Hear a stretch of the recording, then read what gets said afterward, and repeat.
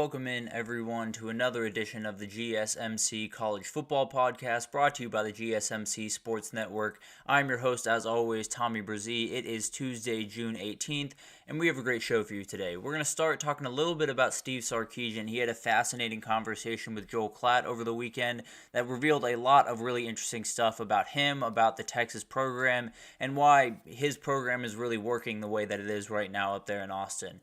Then we'll get into another head coach's comments. Brent made some very aggressive comments towards Georgia, and I want to break down why that is everything that is right about college football and why I want to see even more of that in the future as we get into the next era of college football. Then we'll jump into a little segment breaking down the Elite 11 finals. They start today. They'll end on Thursday. Tons of big-time players out there.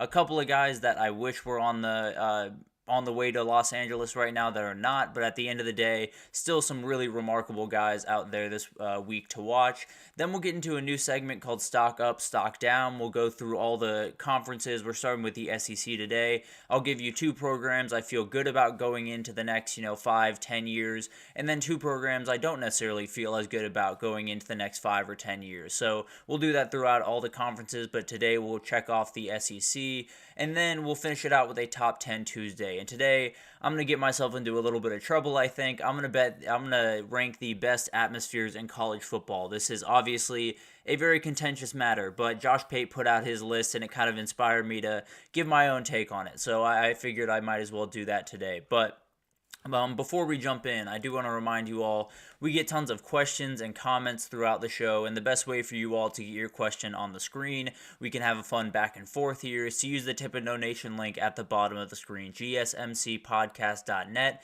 It's a huge help not only to us here at the network, but to you all. You get to kind of have a fun, interactive experience here, and I think that's always good for the both of us. Again, that's gsmcpodcast.net. But let's jump right in, and let's talk about Steve Sarkisian here for a little bit. He had a very, very interesting conversation with Joel Klatt over the weekend. He's been kind of bouncing around to different programs and been doing some really interesting conversations. I know he had one with Sharon Moore where a lot of stuff came out about him and his relationship with Jim Harbaugh that we talked about last week. Well, he went over to Austin, Texas and talked with Steve Sarkisian, and there's a ton to talk about, obviously. Coming off the season they just came off, being at the school that he's at, there's always plenty to talk about around Texas. So they got into a number of things throughout this conversation, and I want to kind of break down some of the things, maybe sort of in the order of importance, I suppose, at least the way that I saw it. The last thing is really something I want to dig in on because I think it's the real reason that Steve Sarkisian's been so successful at Texas. But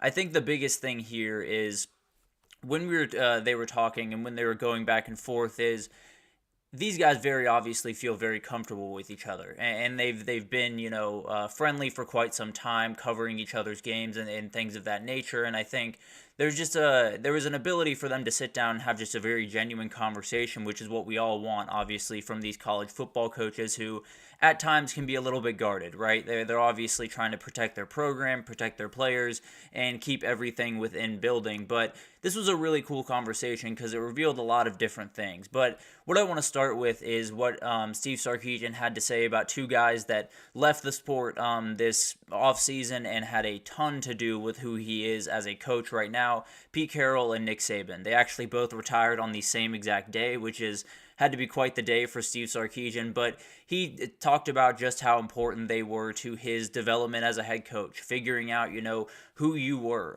who you wanted to be, and how you wanted to run a program. That's a huge battle for so many head coaches, and it's a big reason that, a lot of head coaches will go into their first stint and it won't work out, and then they'll find their second place and it'll be gangbusters. It'll work out incredibly well, which is kind of what happened with Steve Sarkisian. Obviously, he was the coach at Washington, then USC, and now Texas, but getting that, chance where it didn't necessarily go the way that he wanted it to, and then being able to rebuild himself, especially through Nick Saban, was just hugely helpful to him. And he detailed that, in very great detail. But also, he said Pete Carroll and Nick Saban are the two biggest impacts on his coaching career, and it's not even close. And I think everyone kind of understands that, those two guys are going to have an impact on pretty much anyone they're around, but especially someone that wants to be a big-time head coach and now is at one of the biggest programs in the entire country. he learned a lot from those two, and just how to run a program and how to do what you need to do. And I think one of the coolest things that he said during that, and it's something he said a number of times I've seen throughout his press conferences, was he used to be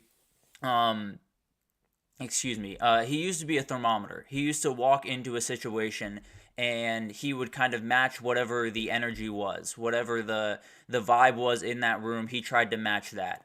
Now he's a thermostat. He walks into the room and he, sets the pace for everyone. He sets the temperature for everyone. And if you want to follow it, you can. If you don't, then essentially you're not going to be a fit at Texas. So it's a very interesting kind of analogy there, but it's something that every head coach has to go through. They have to figure out, what is that temperature that I want to set and how can I set it and make it the standard for my program. So I thought that was a really interesting kind of analogy that he put together about running a program. And I think one of the other things that I found really interesting, and frankly the only thing that I'm worried about Sark in Texas as of right now, is something that kind of popped up this past offseason with Ryan Day, which is usually head coaches that are play callers do not win national titles. It's been kind of a trend over the last decade where if you're calling plays, it's usually not going to result in the national title. Now, some of that is a little bit circumstantial. Some of that is, just the way of the world. But Ryan Day gave up play calling duties to Chip Kelly because he felt that was the best thing for his program. And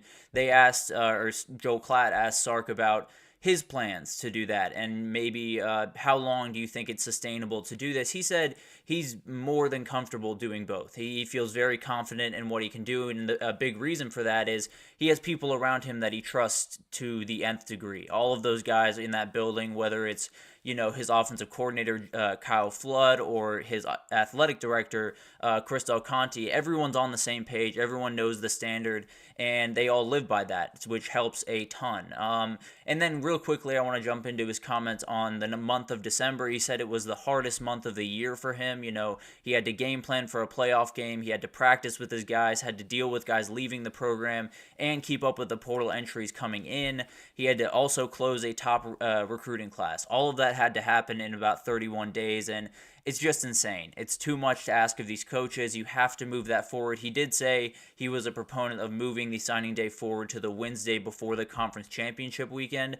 I'm all for that. Just get it out of the way. Make sure that the portal and the recruiting world don't overlap, at least as much as possible, and kind of keep everything at least segmented if you can. And also, he wanted to keep all the players that are in the playoff. If your team is in the playoff, you cannot enter the portal. And I think that's a good thing on both sides of it. It keeps a headache away from the head coaches that have to deal with some of the players leaving, but also the players deserve a shot to play in those games. And I think a lot of players, Malik Murphy on Texas last year, missed out on an opportunity to go to that game with his team because there were a lot of quarterbacks jumping in the portal, and if he didn't jump in, he might have just missed his shot altogether. And then finally, I want to kind of get into really the crux of this conversation that they had, which the culture at Texas. That was the big question, obviously, a couple of weeks ago when they broke out the Lambos. People had some questions about, what their culture was.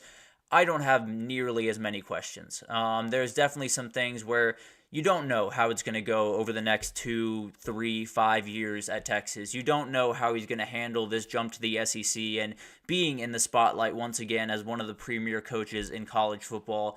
You never really know how all of that's going to go, but I thought one of the really interesting things in all of this was something that he calls Culture Wednesdays, and it kind of ties into all of this, all of the different things that he does. But on Culture Wednesdays, it's all about taking care of yourself. So, doing physical work, whether that's massages, physical therapy, ice baths, whatever that looks like. But most importantly, they have a meeting to kind of just talk about whatever anyone's going through. And Steve Sarkisian always starts these meetings. They have kind of parameters around these meetings that they want to talk about, but they kind of just let the guys go. And Steve Sarkisian talked about this, which was very eye-opening to me because it wasn't something that I knew about him and something that was very interesting. Obviously, I knew the details, but I didn't know he did this specific thing. As many of you know, Steve Sarkisian in the past has dealt with addiction and still deals with addiction to this day because it's, a never-ending battle. But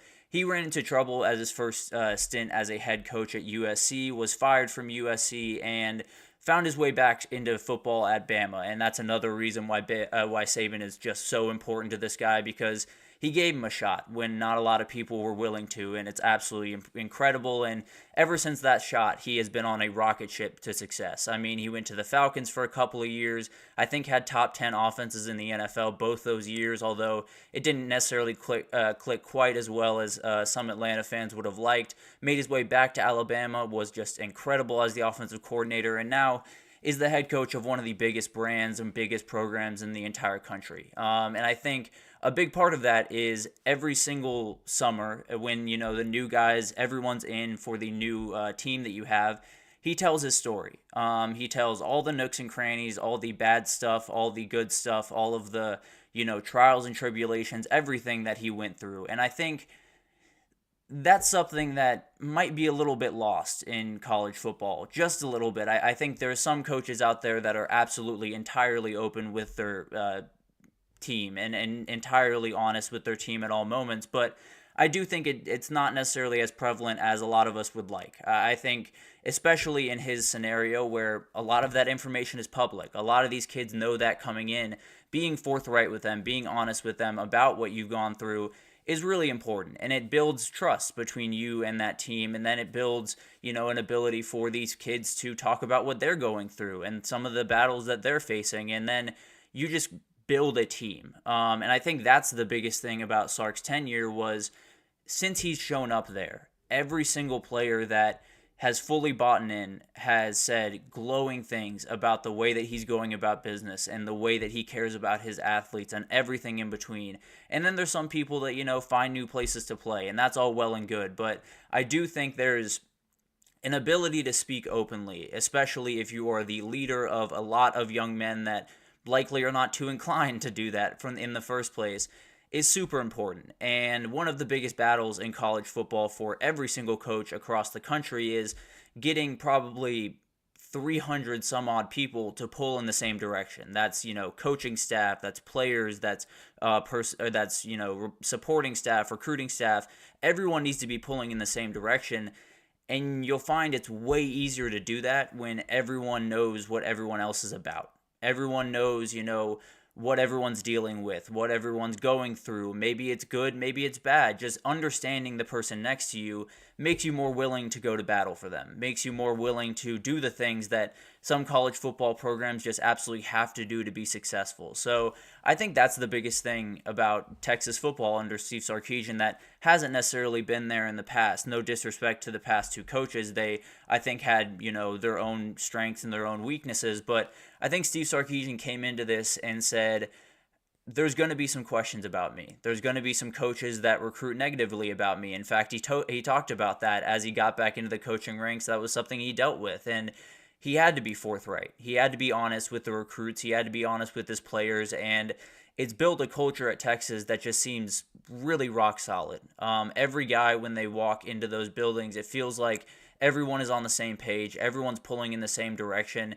And they do it because a guy up top is being as honest and as vulnerable with them as really anyone in their life. So it's a huge bonus to what Texas is already doing on the field, which is building one of the best rosters in the country and doing everything on the field correctly. But the thing about, building a remarkable program, the thing about building a program that's going to compete for national titles is a lot of the work is done off the field. I understand, you got to get game plans ready. You got to make sure that you're executing at a really high degree. But at the end of the day, if these guys aren't pulling in one direction, if they don't understand each other, if they don't have, empathy and compassion for each other, you're not going to be successful. That's just the way it is, because football is the ultimate team sport. And if you're not all pulling in the same direction, you're not going to be successful. And Steve Sarkisian has found a way to get them all to pull in the same direction because they know who he is and they know who their teammates are, and it really does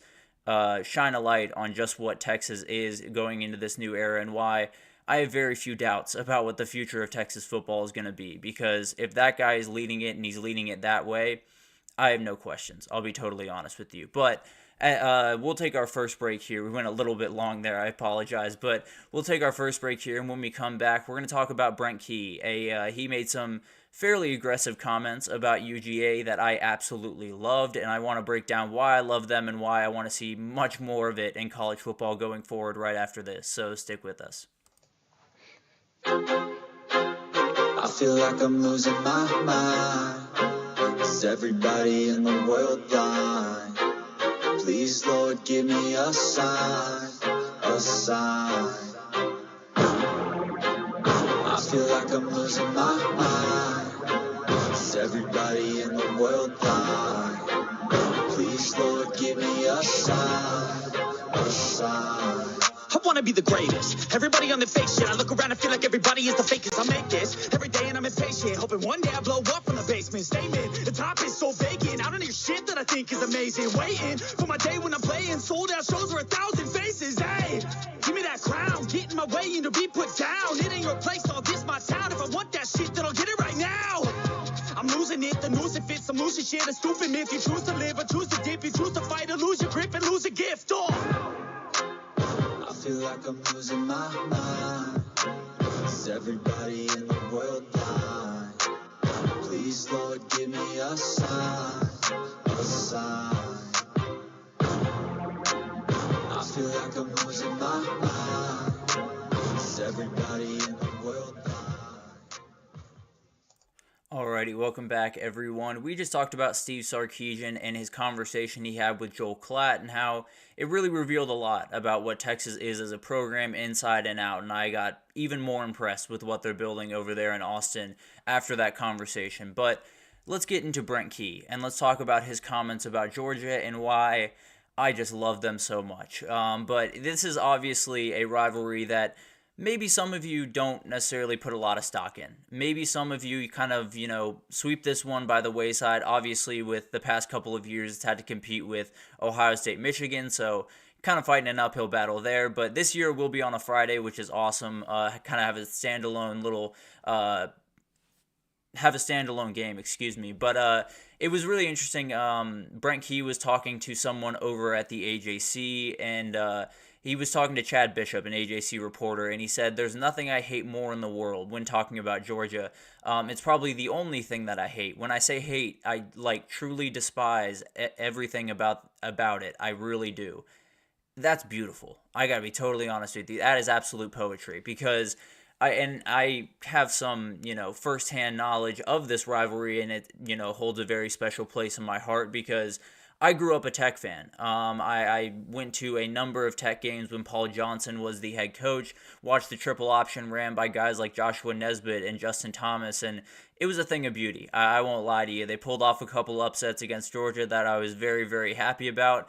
But then I went to college, and I went to college at Georgia. So I've been on both sides of this rivalry. It's been a little bit weird. I won't lie to you, and taken a little bit time for my mind to adjust that I am now rooting for Georgia in that game. But I will tell you, this game has an energy that I don't think everyone fully understands in college football. Obviously, it's not the closest rivalry in the world. In fact, it's one of the ones in the Power 5 that is a little bit not close as of right now. There's a gap forming. There's no two ways about that. And in fact, Georgia is, I believe, 2 wins away. Yes, 2 wins away from matching the longest drought for one single team, which was actually Georgia. Georgia Tech beat them 12 times in a row back in like the 40s, 50s, and it was called the Drought by UGA supporters. So if that happens over the next 2 years, obviously it's not going to be the most intense rivalry in the world, but there's a juice around this one, and it's the reason that a lot of rivalries in college football are special, and it's because every day when I, woke up and, I was born and raised about 10 minutes outside downtown Atlanta, was a big Georgia Tech fan, woke up every day, walked down the street, and saw about 10 Georgia flags all around me. And it made me just that more angry about that game, just that more excited about that game, and it added a certain aspect to that game that was just special. And I think that's what makes college football rivalries that special, is there's proximity here. Texas A&M is a great example of, you walk down the street in pretty much any city in Texas, you're going to find both those flags on that street. And those people are not necessarily going to be the most friendly. Now, I'm sure they'll be more than cordial and not necessarily go at each other, but they're not necessarily going to love the colors that they're wearing. I'll put it that way. Ohio State and Michigan are not too far apart. There's fans in either one of those states that absolutely interact with each other. Florida State and Florida is another great one where you're going to have some overlap, and it adds to it. It makes it even that much more fun, and I think it's going to be something that, frankly, over the last couple of years in college football have kind of dwindled in my eyes. I don't know if anyone else has seen this as well, but it just feels like the aggression around some of these games has just taken maybe just a notch or two down. And I don't know what the reason for that is. I don't know if it's maybe the transfer portal. You know some of the guys on the other side of the field. You know, the recruiting world has gotten bigger and bigger, so you meet more guys in high school that end up going to maybe one of your rivals, and you're, a little bit chummy before the game. Maybe the coaches come from the same coaching tree and they have history and have that long conversation before and seem to be really good friends. I don't like that. I got to be totally honest with you. I like the Brent Key approach. I like the one where you hate everything about that program. You hate the colors. You hate the way that they take the field. You hate their jerseys. You hate every little thing that you can about that opponent. Now, this shouldn't lead to, you trying to injure the opponent or do anything insane. I'm not necessarily saying that, but there needs to be an intensity on that field. I need the two teams meeting at midfield and being face to face and screaming at each other and just going at it right before the game. I need all of that energy in that stadium, because I think we can all agree when that happens, that stadium is on fire from start to finish. It doesn't matter what the game is. It doesn't matter the venue. They're going to buy in. It's just going to be an incredible atmosphere almost start to finish. It was that way with UGA and Tech for a very long time, and still is. Agree, George Pickens and Trey Swilling got really into it a couple of years ago, and George Pickens came on the better side of that. There's no two ways about that, but there is still some of this hate out there. There is still some of this juice. I mean, the biggest one that I can remember really was Jim Harbaugh versus Ryan Day for a number of years, where Jim Harbaugh was taking subtle shots at Ryan Day, saying he was born on third base, little things like that, and it created an energy around that game where you knew even the coaches didn't like each other. Even the guys that aren't lacing them up today didn't like each other, and that's college football to me. That's the energy that college football is meant to have. I understand, you don't want this to get too aggressive or any players to throw punches or anything like that, but I do want that intensity. I do want jawing after the play. I do want that. Ohio State and Michigan meeting at midfield and kind of going at it a little bit. I love the video of, I believe it's Ohio State walking out, or maybe it's Michigan walking out of the tunnel, and the other one is just barking at them from their locker room, and that is a beautiful sight. Everyone, when they see that video, absolutely loves it. Oklahoma and Texas is a great example of when you get in that stadium, you can be shoulder to shoulder with the person that is rooting so aggressively against your team that it sickens you, and it's a beautiful thing in college football where you don't really have it anywhere else. I will say, if you get over to Europe and see some of those soccer matches, it gets pretty intense, I won't lie to you, but in American sports, there's nothing really like it. The NFL has some good rivalries. The NBA has some ones here and there, but there's nothing like rivalry weekend in college football. There's just nothing that even really comes close in my mind. You have the Iron Bowl where these teams hate each other. These teams have families that are divided across Alabama, where half went to Auburn, half went to Alabama, or half went to Florida State, half went to Florida. There's a beauty in college sports that has been going away just a little bit, has been kind of dwindling with all of the conference realignment and some teams moving around. Bedlam is not being played this year, which is a travesty and something that absolutely needs to get worked out, and hopefully it will. But there are certain things that have been taken from us. I'm not going to act like, rivalry weekend is exactly how it was before, but it's going to be beautiful nonetheless. And it will be even more beautiful if throughout the season, a coach gets on a podium, maybe at media days or maybe after one of the other games, and just takes a subtle jab. It doesn't need to be anything aggressive. Jim Harbaugh played off that born on third base comment pretty smoothly. So I think it can happen where it can be a little bit, tempered. It doesn't need to be outright aggressive or anything insane.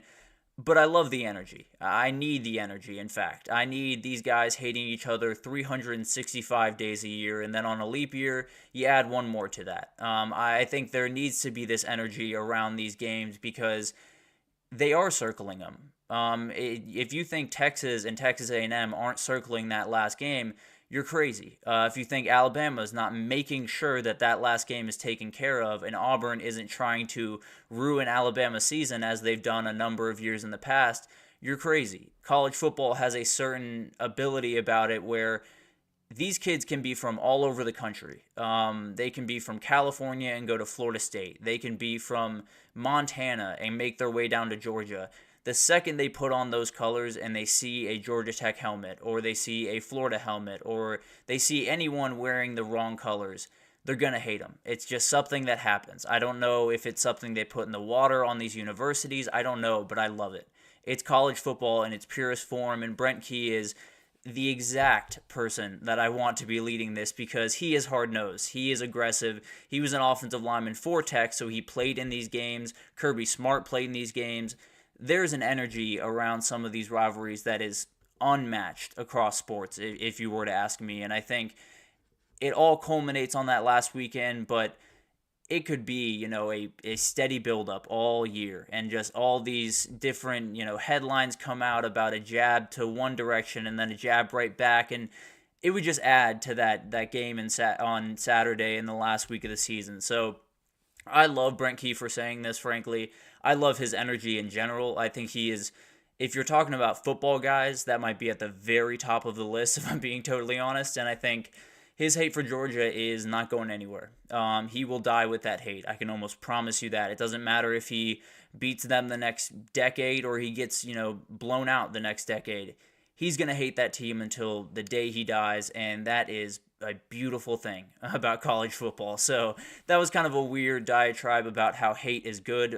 Not in all facets of life, obviously, but if we're talking about rivalry weekend in college football, I want every bit of it you can give me. So I hope that's something that kind of comes down the pipe. I hope, Sharon Moore picks up where Jim Harbaugh left off with Ryan Day. I hope a lot of different things kind of bubble up under the surface around these games. But we'll take our second break here. And when we come back, we're going to talk about the Elite 11 camp. There is a ton of really talented kids going out to Los Angeles to compete to see who's the best, to compete to see who is going to lift that trophy at the end of the day. And it's a really, really fun event every year. So we'll break down all of the quarterbacks that'll be there and some quarterbacks that will not be there, unfortunately. And I'll break down who I think might just take home the MVP this week. So stick with us and we'll be right back with that.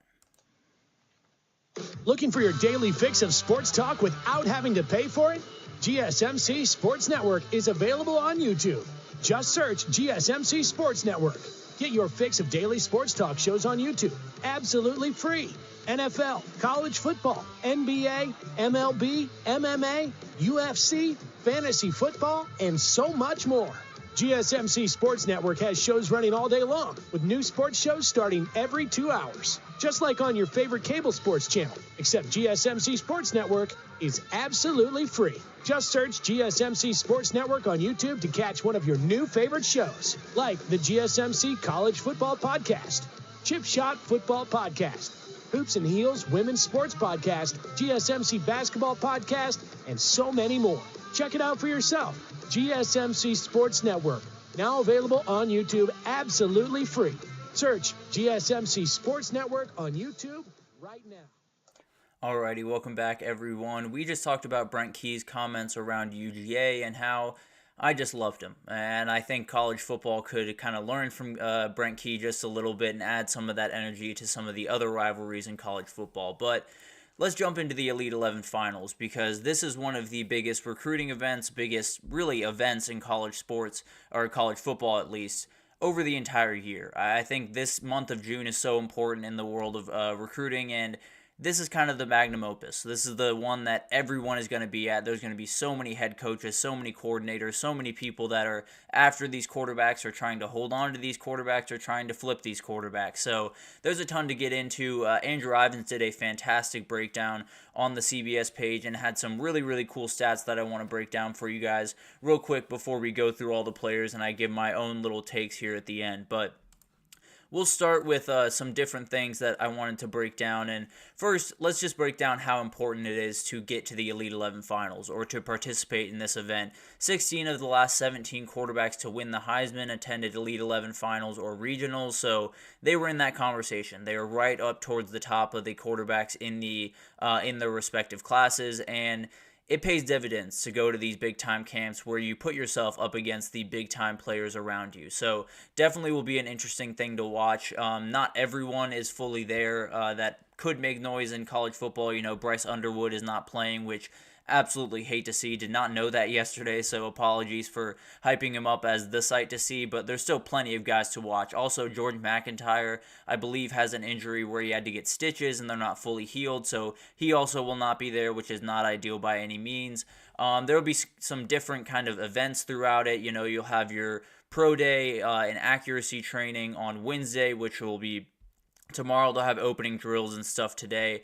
And then they'll wrap up on Thursday afternoon. They'll give their Elite 11 rankings. They'll give the MVP and all of that type of stuff. So it's a huge event. It's very, very important for these kids, and it shows in these, stats. You have the last 3 Heisman Trophy winners were all Elite 11 finalists. So, that's the way to go. Let's just be totally honest. That is a huge moniker for what you're going to do in college football. And then the last 13 quarterbacks to go number 1 overall in the NFL draft attended Elite 11 finals or regionals. So a lot behind this. The kids that are in this for a reason, and it's a really special place to be. A lot of successful people have been in and out of this camp. There will be a lot of successful people there helping coach and do some different things. So it'll be a really, really fun event to watch. But let's get into where all these kids are going, at least the kids that will be there this week or throughout this week. And it starts really with the SEC. The SEC is totally dominating this one. Obviously, as I said, George McIntyre will not be there. I only learned about, 10 minutes before the show, so had to scramble a little bit, didn't get him off this graphic. But a guy that would have been there, Bryce Underwood also would have been there if he wanted to be. I don't really know what the situation was there, if he, turned them down or if he had an injury. I don't know. But at the end of the day, still some really talented guys. Hussein Longstreet, Matt Vollers, Keelan Russell, really, really talented guys going the SEC's direction. The Big Ten is led by Tavian St. Clair, a very, very talented guy going to Ohio State. Big 12, Ty Hawkins is a guy that I'm watching very closely because I think that might flip from the Big 12 to the ACC because SMU is pushing very, very aggressively for this kid. And then you have guys like Trammell Jones Jr., a Florida State commit, and Bryce Baker going to the ACC before you get to Deuce Knight, who is committed to Notre Dame as of right now. But that's another one that might just flip here shortly because Ole Miss is pushing very, very aggressively for that kid as well. So it'll be interesting to see how all of this shakes out. But let's get into the guys. Let's break down all of these guys really quickly. And let's start with Tavian St. Clair. He is the top quarterback that will be there this weekend, number 2 in the country behind Bryce Underwood. And this kid is just an elite thrower of the football. He's going to put the ball exactly where you need it to be. He's going to make every right decision. I think he's one of those guys that is just as polished as he possibly can be as a junior going into your senior year of high school. So it'll be really interesting to watch. Going into college. No, senior year of high school. I'm all backwards right now. But no, he is a really, really talented player and absolutely is going to be a huge pickup for Ohio State. Has been committed there for quite some time and looks really solidly locked in. So I think that's a guy you will definitely be seeing in the Scarlet and Gray at some point in his future. And then you have Julian Lewis, one of the guys that's really been dominating conversation over the last really month. I feel like this guy has really been the talk of the town, and it's largely because of his recruiting right now. He is kind of all over the place. Lincoln Riley and USC have his commitment right now, but Auburn is pushing very aggressively. Had a big-time visit there this past weekend, so I'd watch out on that over the next, couple of weeks, see what he does there. This guy is kind of the finesse passer. He is super, super accurate, makes all of the layered throws, goes through progressions really well, is kind of that point guard that you need at the quarterback position. So very much like this guy. I think he fits with Lincoln Riley perfectly, but he would fit with Hugh Freeze just fine as well. So it'll be interesting to see what happens there. Hussein Longstreet is a very interesting player. He's kind of the physical specimen out of the group. He's an A&M commit. He really is just super strong, has an NFL quarterback body, can do a ton of things with the football, sling it downfield probably 80 yards in the air, if I'm being totally honest. The dude just can do incredible things. So he might be a little bit of a project in terms of, polishing up some little things. But if we're talking about athleticism and just being a dude that's ready for the NFL right now, he probably tops the list of these guys. George McIntyre, we talked about, is not going to be there. A very talented player, only 2 spots behind Hussein Longstreet. A little bit more of a project, needs to fill out a little bit. But once he does, the arm talent is absolutely ridiculous with this kid. So a super high ceiling for him. Matt Zollers is a fun player because a little bit shorter, a little bit undersized compared to the other guys in this group. Not necessarily small by any means, but definitely a little bit smaller than the group of guys who will be around. And he uses his legs a lot more. He's kind of a little bit of that Brady Cook. Brady Cook might be a little bit less mobile than this guy, but there is some of that energy to them where they're very gritty. They're going to get that 5 yards when you need them. And also, Matt Zollers has the cannon attached to the right side of his torso. The dude can absolutely sling the ball. I think I saw him throw it 80 yards in the air a couple of days ago. So he doesn't lack for athletic ability, for any arm talent. He's going to be just incredible, if I'm being totally honest. Keelan Russell was one of the recent flips to Bama. He came over from SMU, and he's one of my favorite guys in the entire class. I think he's played just incredible football for Duncanville, and I think his upside is just remarkably high. If you put him in the hands of Kalen DeBoer for even a year of development, I think he's just going to do incredible things. And then you have Deuce Knight, the only lefty of the group, a very intriguing prospect. Notre Dame commit as of right now, but Ole Miss is pushing very aggressively for this kid. He seems fairly solid for Notre Dame, but a lot of things can change pretty quickly. And if Lane Kiffin can pull this kid in, I think his quarterback position is set up for the next, 4 years, where you have Jackson Dart this year, probably Walker Howard the year after that, and then Deuce Knight will be ready to roll in and maybe just light the world on fire. Really remarkable guy, has kind of lit up all the regionals around the country, so definitely very excited to see what he can do. And then you got the next group of guys, and they're led by Akili Smith Jr., the Oregon commit, a very talented thrower of the football, a very athletic kid, so fits in that Will Stein kind of way of business. Ryan Montgomery is also in this group, a UGA commit, very talented kid. KJ Lacey, a Texas commit, also a hugely talented, kind of a Bryce Young type guy, so that'll be a fascinating thing to watch. And then Malik Washington, the top uncommitted quarterback left on the board, is in this group, a very talented kid that absolutely has tons of offers and is probably gearing up for a commitment here pretty soon. So it'll be interesting to see where he ends up. Ty Hawkins, a current TCU commit, is going to be a huge guy to watch, not only because he can do incredible things on the football field, but his recruitment is very interesting. SMU is pushing very aggressively for him right now. Definitely want to pull him away from TCU, and I think they might just be able to do that, if I'm being totally honest, but I don't exactly know when that's going to happen. Kamario Taylor is a Mississippi State commit, a very talented kid. Also, definitely will be interesting to watch him because he could be a starter right away when he walks into Starkville. TJ Lateef is a Nebraska commit, will likely be taking over the reins whenever Dylan Raiola moves on, so that's definitely an interesting one to watch. And then Sherman Jones Jr. is going to be really fun guy to watch. Tons of talent, going to FSU at the end of all this, and I think he's going to be just remarkable at the next level. Kind of an under-the-radar guy that I'm really watching very closely. And then you get into the 3-star guys. For me, it's led by Luke Nickel, the quarterback over at Miami. That guy right there is Kevin Sperry, the OU commit, a very talented kid. Bryce Baker is just absolutely remarkable. He's going to UNC, kind of fits that Drake May, Sam Howell type mold that UNC has had a good amount of success with in the past. And then you have Alex Mansk, a Iowa State commit. All of those guys are very interesting. Sperry and Baker are likely the two that I'm watching probably closest. And you have Jaren Kiawi Sagapolutele. I did my absolute best. I very much apologize if I butchered that, but it's a really good group. There are tons of guys to watch, whether you're watching the class that they bring to the table or seeing if your team made a good bet on a 3-star. I think Kevin Sperry is absolutely one of those guys that I'm watching very closely this week. But let's get into some guys I'm watching for, some guys that I think might light the world on fire, and then my pick for MVP and maybe a wild card there as well.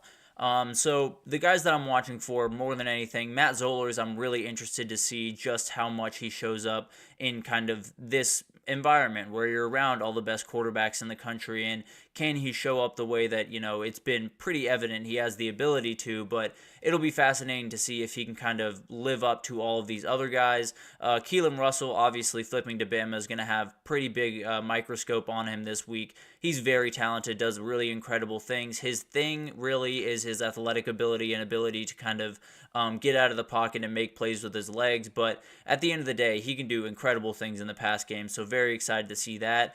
Deuce Knight is going to be an awesome player to watch this week. The southpaw is going to just be spinning the ball around, doing incredible things. Akili Smith Jr. is one that, frankly, I just don't know too much about, and I want to learn more about in this week. Definitely want to see what he does throughout these next couple of days and see if he maybe lights the world on fire and takes home that MVP possibly.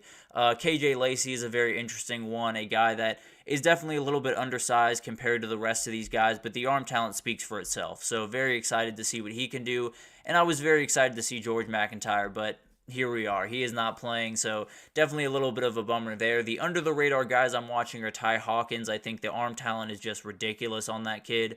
Trammell Jones Jr., very excited to see what he can do and maybe step into a Florida State situation where they need him to start right away. And then Kevin Sperry, a very, very talented kid that I think Oklahoma might have just found a diamond in the rough, I'll be totally honest, but I guess we'll find out this week.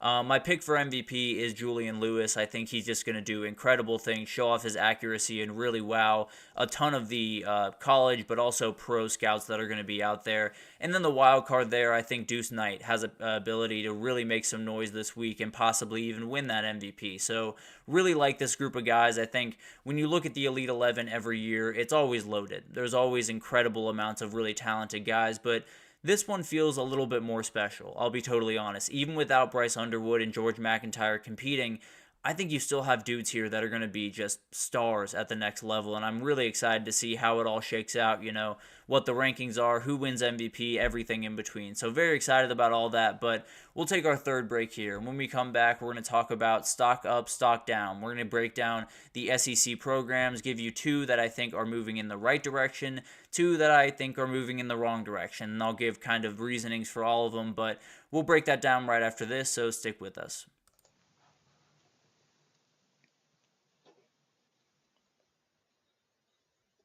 For the best and latest podcasts available anywhere, go to the podcast app on your cell phone and type in GSMC to access free content-rich podcasts on health and wellness, book reviews, sports, entertainment, relationships, social media, movies, technology, finance, and even weird news. Subscribe and download the GSMC Podcast Network's family of shows, available everywhere podcasts are found.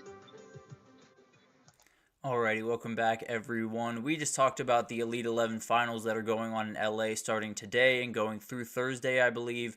But now let's get into stock up, stock down. This is something we'll do throughout the week. We'll go through every big conference and give you two programs that I feel good about going into the next 3 to 5 years, and then two that I don't feel quite as good about. So we'll start with the SEC today. I'm going to leave Georgia out of this because, frankly, you can really only go down from where they are. They are the top stock. They are as high as you possibly can be as a program when it comes to stock. So I'm not necessarily going to touch them, and also not going to touch Bama because any program in the country stock would be down if Saban left. So that's just the reality of that. I don't think it's necessarily fair for me to say until I see what Kalen DeBoer has cooking over there. But let's start with the two teams that I think are moving in the right direction, and to me, it starts with Missouri. I've been absolutely impressed, beyond belief with what Eli Drinkwitz has been able to do over there at Missouri over the last couple of years. It's just been absolutely incredible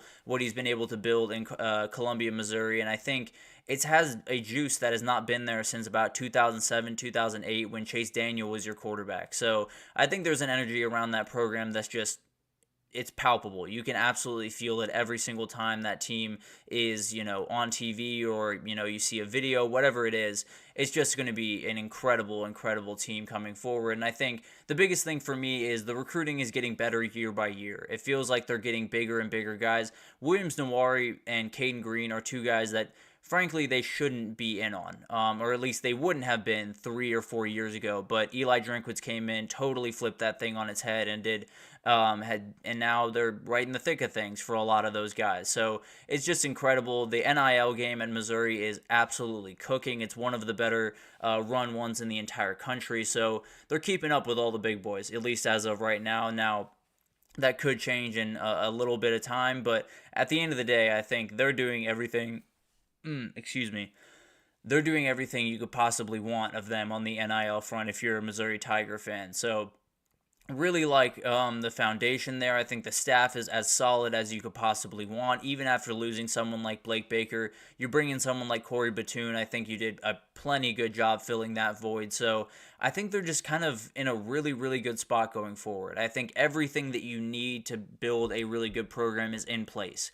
Now it's just time to reap the rewards and continue to kind of build on the success that they had a year ago. So I think there's just going to be an incredible amount of new type of pressure, obviously, trying to be that team that breaks through and gets into the playoff. But also, this year could be huge. Let's say they go 10-2 and make the playoff and maybe even win their first round game. Who knows? If they do that, there's going to be a huge springboard into 2025 and beyond, because this is a program that has the ability to be a part of, the SEC conversations for a number of years to come. But you need that big time year. And I think last year was a great year to show everyone that you're capable of it. I think this is the year where you show everyone that this is just who you are. So could not be more impressed with what Eli Drinkwitz has done since he showed up in Columbia, Missouri. And I think it's just going to be a really, really good time for Tiger fans for quite some time to come. Now, a lot of this could change kind of at the drop of the hat if this season doesn't quite go the way that they want it to, but I feel really good about this team, this roster, and the way that things are working in Missouri football right now. So very impressed with that. And then Auburn is the other team that I'm watching very closely, because Hugh Freeze has kind of turned Auburn back into a program where you really have to worry about them. I don't think anyone was taking Auburn super lightly before by any means, but there was a talent gap. There's no two ways about that. There was a gap between them and Bama and Georgia for quite some time. And then Hugh Freeze came in and decided, we're going to recruit at an elite level, and he's been doing exactly that. They had a recruiting class, I believe, number 8 in the country a year ago. They're number 6 this year, and they're different classes. The number 8 from a year ago was all offensive dudes, led by Cam Coleman, Perry Thompson, Walker White, all incredible people that absolutely will be big parts of this program going forward. But then you had the number 6 class in 2025, or coming up with the number 6 class in 2025, and it's all about defense. They're littered with defensive talent in that class, so they're kind of taking this a step at a time. They're dealing with the offense this time around, and then they'll get to the defense a little bit later. But the reality is he's pressing all the right buttons. He's doing an incredible job in recruiting. I think his game planning has been really, really good. He's been getting the fan base as involved as they really have always been, but there's an energy around that place that is a little bit different than it was under Brian Harsin. So I just think there's an energy in Auburn right now that you absolutely need. There's a guy at the helm that understands what it's like to have a really good SEC football program and understands what he has in Auburn. I think there's a ton of potential there that, as long as you can get it out of this program, you're going to be able to compete with a lot of teams that maybe right now some people think you can't compete with. So it'll be fascinating to watch that unfold. I think Auburn's a team that, when you look at them at face value right now, they might not be the best team in the world this year. They might not, win 9 games and maybe go to the playoff. They're not going to do any of that type of stuff. But everything is working right now. Everything is building off itself, and everything is kind of moving in the right direction. They're making steps towards what Auburn should be, which is a premier college football program. So I feel really confident about what they're doing. I think the recruiting is off the charts, both in the portal and in high school. So I think they're going to be just fine in Auburn, Alabama. But let's get to a couple of teams that I'm a little bit worried about going into the next couple of years. And the first one, you can probably guess. It's the Florida Gators. And this one is kind of tough for me because I'll be totally honest. I think the culture within that building and the belief in that building is not bad. I think there is a confidence. I think there is an energy. I think there's a connection in that roster and in that coaching staff that would be totally fine and would absolutely lead to a winning football team. The problem is the schedule they face in 2024 is not going to be nice to them. And it might just be the reason that this program finds its way, towards the bottom of the SEC for the next couple of years. Because when you look at the 2024 season, they have to play games that are just ridiculous. The Miami game at the first game of the season might be the one that decides whether or not they get into a bowl game. If they win it, they could probably make a bowl game. If they don't win it, I would be very worried about making a bowl game if you're a Florida fan. They could go 0-5 in the last 5 games because that stretch is just mean beyond belief. But the reality is, if all of that happens, let's say they go 5-7, Billy Napier's not keeping his job. There's just no two ways about that. Florida fans are not going to have that coach be their head coach much longer. I feel very confident in that. Now, do I think that's the right decision? That's a conversation for another day. I would lean no, frankly. I'm not necessarily the biggest fan of Billy Napier. I think there is definitely some questions there, but I think what he's doing is working. I just think it's not necessarily showing up the way you want and on the football field, and that is obviously doesn't mean much if you can't see it on the football field. I get that, but I do think that it's possible that he could turn it around, but I just don't think he'll get the chance to. I think he'll be out the door at the end of the year, and with that might be DJ Lagway out the door, LJ McCray out the door, and those are your 2 linchpins for the future of this program. So if all of those dominoes fall, if all of this stuff, goes the way that a lot of people expect it to go for Florida, it's going to be tough to bounce back as quickly as they want. Now, all of this could happen very quickly, and they could be back up at the top of the SEC in 3 years, in 4 years with the right head coach. But as of right now, it's a stock that's dropping fast and doesn't seem to be finding its way back up anytime soon. So I don't necessarily love where Florida's at. And then this next one's a little bit tougher. Kentucky's kind of an interesting one to me because it's a little bit more circumstantial than anything else. With Texas and OU coming into the SEC, there were going to be teams that were knocked down a couple of pegs. There were going to be teams that, just weren't quite as good as these 2 teams coming in, and Kentucky's one of those teams. I think there's an argument to be made that they absolutely could knock off some of these teams and maybe make their way up over the next couple of years, but as of right this second, maybe they were sitting 6 in the conference a year ago. They're now 8. Texas and OU, I think I can say fairly confidently, are better programs. They will be a bigger part of the SEC race going forward. So that's just kind of the reality. And I think the big issue with this is with the SEC, there is a ton of variability in the Tier 2 teams where Kentucky could make a run into that group. They could be in that group. But at the end of the day, you have to overcome at least a couple of Ole Miss, A&M, OU, Missouri, Texas, Tennessee, Bama, Georgia to do that.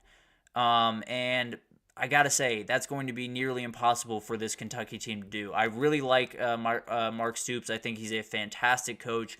I just think those seasons that were 9-3 in the past, that were 10-2 maybe in the past, are now 8-4 seasons, maybe 7-5 seasons. So there is going to be a drop-off. Now, they could, turn everything around. They could have a huge year this year, use it as a springboard going into 2025 and become a good team in the SEC. But there's also the reality where it could be stepping off a cliff and finding your way down to the bottom of the SEC for quite some time. So I love Kentucky a ton. I've said time and again that I really like this team, and I hope that this year is a springboard for them into relevance in the SEC. But I don't know. It just doesn't look like a team that is ready to compete with the number of teams they're going to have to compete with to make some noise in this conference. So it's a really tough one. I think all of these are a little bit tough because you never really know what's going to happen, especially with some of the coaching changes that could come at Florida, especially in the next coming years. So it'll be interesting to see how this develops and how maybe these stocks kind of move around a little bit over the next couple of years. But we'll take our final break here, and when we come back, we're going to do a Top 10 Tuesday. We have the best atmospheres in college football. I'm sure it'll be a not contentious list at all, and everyone will totally agree with me. So very excited to do that right after this, so stick with us.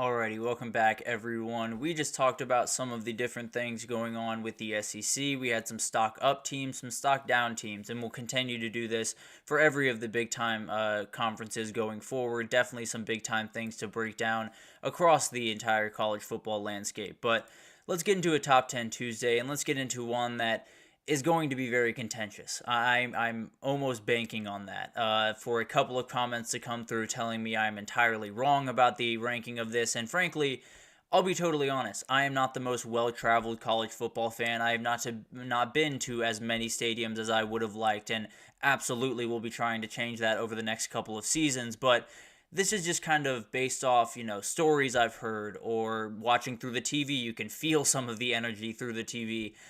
Just different things that I'm pulling from that it might not be the best list. It might not be the list that I have, a couple of years from now even, but I feel pretty good about it. I think these are the ones that, in my opinion, stand out the most from when I see them in videos, when I watch them, when I know all the, history behind it, whatever it is.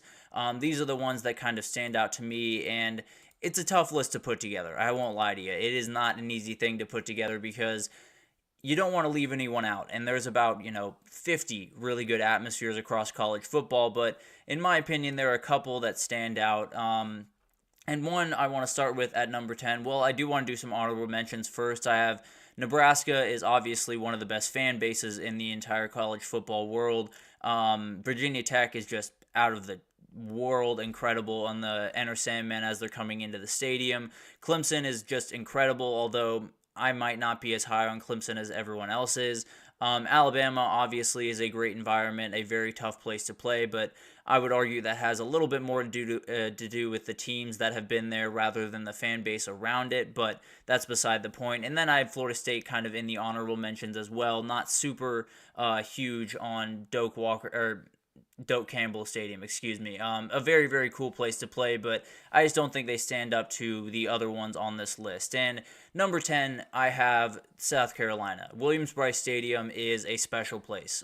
Going in, the entrance with Sandstorm is just off the charts incredible, but also, this is not a program that has lit the college world on fire. They haven't necessarily done incredible things at South Carolina over multiple years. They aren't always the best team in the SEC. In fact, they're very rarely the best team in the SEC, but those fans show up all the same every single Saturday, and they are rowdy and they are crazy, and it makes it a really tough place to play. There have been some incredible games there in the past, and I'm sure there will be in the future, but Carolina is just a little bit different. There's an energy in that stadium and outside that stadium on Saturdays that is just a little bit different, and I think there's going to be definitely some Clemson fans that get very mad at me for this, but I just think there's an energy in South Carolina that just a notch above Clemson. Not far by any means, but I would say South Carolina is definitely one that I felt I had to put on this list. And then I had Texas A&M. Kyle Field is a very, very interesting place. I absolutely love it. There are some traditions that I don't fully understand, that I can't fully wrap my head around, that aren't for me, which is probably why I can't wrap my head around it, but it doesn't change the energy. Those fans are there, the night before at midnight doing the yell, and then they come back out at noon the next day and they're ready to roll. And there's just an energy in that stadium. That's why they've won some of those big-time games that have been there, mainly Alabama a couple of years ago. That place was on fire, and it was just incredible. You could feel it through the TV as you were watching it, and just it's one of those places that you just have to go. Very excited at some point in my life to be able to find my way over there and watch a game, hopefully a Texas game, because I think that would be the real one to see in Kyle Field. But I just loved it. I love the energy in there. I love the traditions, although I don't fully understand them. I think they're incredible for college football, and I think the fan base is just as connected as any fan base in the entire country. And then I have UGA at 8. I think a lot of people would have flipped Kyle Field and Sanford Stadium, but this is the one I've been in. I talked about it earlier. I was a UGA student, graduated last year, so I might be a touch biased, but this is a special environment nonetheless. The fans are absolutely insane. The people out there, the Spike Squad, whatever, groups that come out, it's off the charts. And everything in that city revolves around that stadium on that day. It's just, you wake up on a Saturday in Athens and it has that different feel to it. And I've been in the best atmosphere I've ever been as a college football fan, as a sports fan. Let's just put it out there. As a sports fan, was the Tennessee game in 2022. That game was absolutely insane from start to finish. That place was rocking, and it rained throughout. No one left their seat. It was just incredible what that was. And Tennessee, who walked in as number one in the country, pretty much walked away totally helpless because the fans and everything in between was just all over them that day. And then at number 7, I have Husky Stadium, and this is the one that for the life of me I cannot figure out. It's not a disrespect thing to Washington. It's actually more of love to Washington than anything else, but for the life of me, I cannot understand why a program like Washington, who has had really good seasons in the past, but isn't necessarily a blue blood, isn't necessarily an Auburn or a Tennessee or a UGA or an A&M, one of these big-time college football programs, but every single week it's insane in that building. Every single week those fans are absolutely out in force and do just incredible things to make it really tough on their opponent. So I really love this one. It's one that I have to get out and experience myself because right now, I'm all the way in the Southeast. They're all the way up there in the Pacific Northwest. It's a little confusing to me. I don't fully understand how Husky Stadium is as incredible as it is, but it is. It's just out of this world awesome. So very much like that stadium, I'm very excited to, at some point, get out there and see what all this hype is about because it's got to be incredible. And then I have Florida, the Swamp at 6. I think this one, if you just look at the Florida State game last year, you'll know what this place is about. It's just insane. There are so many fans packed into that area. It's one of the most iconic, built stadiums in all of college football. It's got an energy in that building that is just different. I think the color scheme between the orange and the blue makes it just that much more special. Really stands out, really has a lot of energy to it, and I think it's just a very, very special place. So very much like the Swamp, I think that's got to be one of the toughest places to play in the entire country. So definitely really like that one. But let's get into the top 5, and it starts with Autzen Stadium over there in Eugene for me. Whether it's, the Duck, I don't know what is special about this place. What is so incredible about this place? I don't know if it's the Duck. I don't know if it's the energy around it, the cool jerseys, whatever it is. It's working. That place is absolutely incredible every single Saturday. Everyone that walks in there has a tough time. And frankly, this, along with Washington, it's going to be interesting to see teams like Michigan, Ohio State, Penn State walk into those stadiums because I'm sure there's going to be part of them that thinks, this isn't that tough of an environment. It's West Coast. They don't care about football as much. And then you walk into those stadiums and it gets really fast. So I very much am excited about that. I think that stadium is just always on fire, always a lot of fun to watch. And then I had Neyland Stadium. The checker board is just incredible. It's one of the coolest things in all of college football.